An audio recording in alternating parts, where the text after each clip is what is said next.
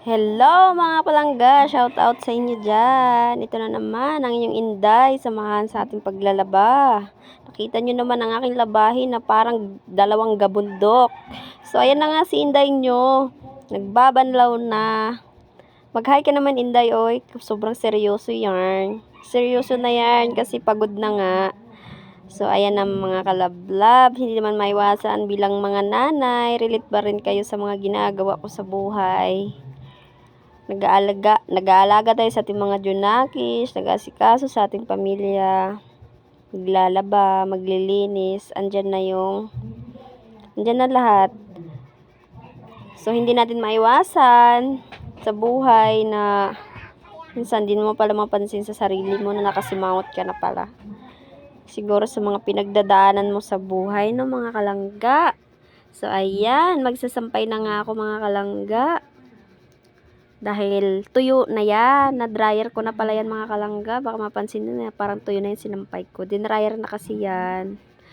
Pa-arawan ko lang para matupi na kay agad.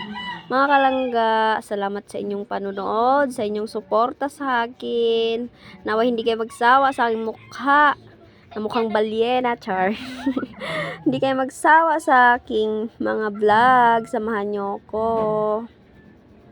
Kasi parang yung paglalaban natin, parang pangarap lang natin yan. Sa umpisa, mahirap. Diyan yung pagod, diyan yung hirap. Dami mo pang ginasikaso, hindi lang isa or dalawa. Parang pangarap lang natin yan. Ang dami ko rin pangarap sa buhay at sana'y matupad. Kayo ba mga langga? Siguro yung mga pangarap nyo, unti-unti nyo na rin nakakamit.